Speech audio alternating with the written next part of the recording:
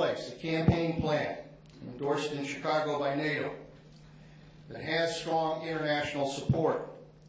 We've reversed a 5-year trend of growing violence.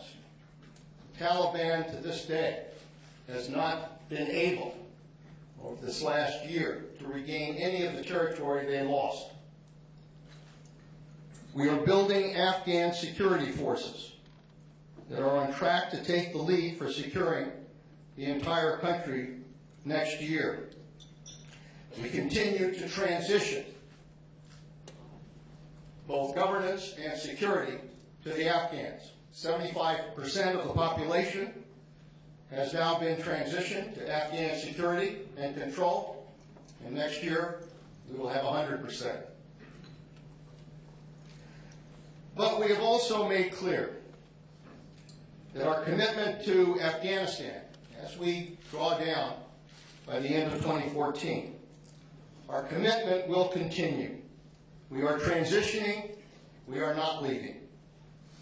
We will maintain an enduring presence aimed at supporting Afghan forces and ensuring the mission that we were embarked on in Afghanistan. After more than 10 years of continuous warfare, deployment after deployment after deployment of our men and women in uniform in these wars, the United States is truly at a critical point. As I said, large-scale conflicts in Iraq and Afghanistan are drawing to an end. An era of blank check defense spending is over, and forces will be reduced. And all of this occurs because the United States faces an array of asymmetric threats in the world. North Korea, Iran continue to pose a proliferation threat and are engaged in activities that are destabilizing Northeast Asia and the Middle East. The conflict in Syria is bringing a violent end to a regime that harbors a large stockpile of chemical and biological weapons, and extremists seek to destabilize a nuclear-armed Pakistan. Increasing military spending by rising powers in the Asia-Pacific region and turmoil across the Middle East and North Africa are altering the strategic landscape. But right now, as I speak, I see two principal risks. The first risk is the stress on the force, which is still operating at a very high tempo, more than 11 years after September 11th. We are still at war in Afghanistan.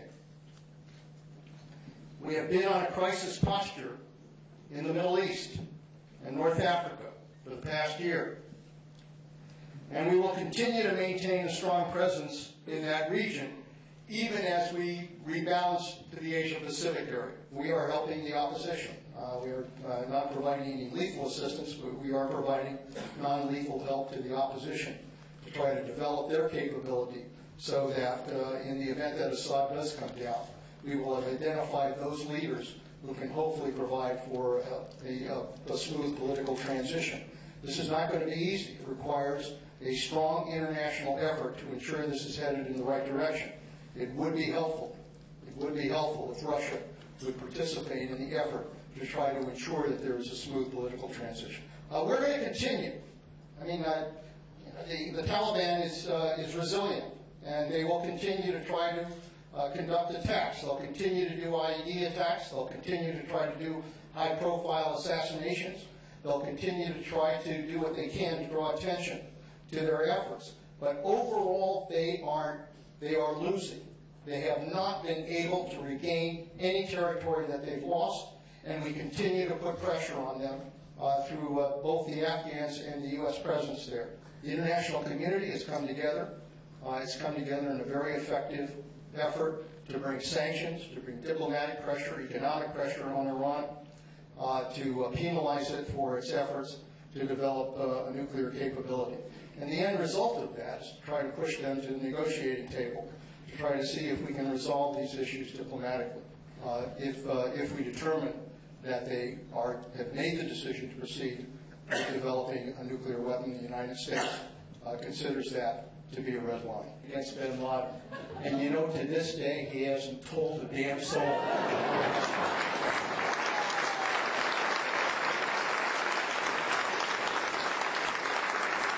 Thank you for coming today.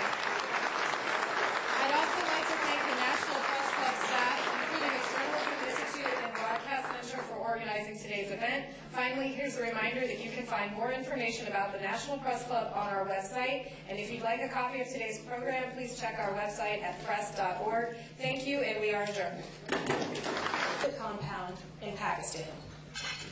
3 days ago, Defense Secretary Panetta landed in Turkey, where he signed an order that would send 2 Patriot missile batteries and 400 U.S. troops to operate them to the Turkish border.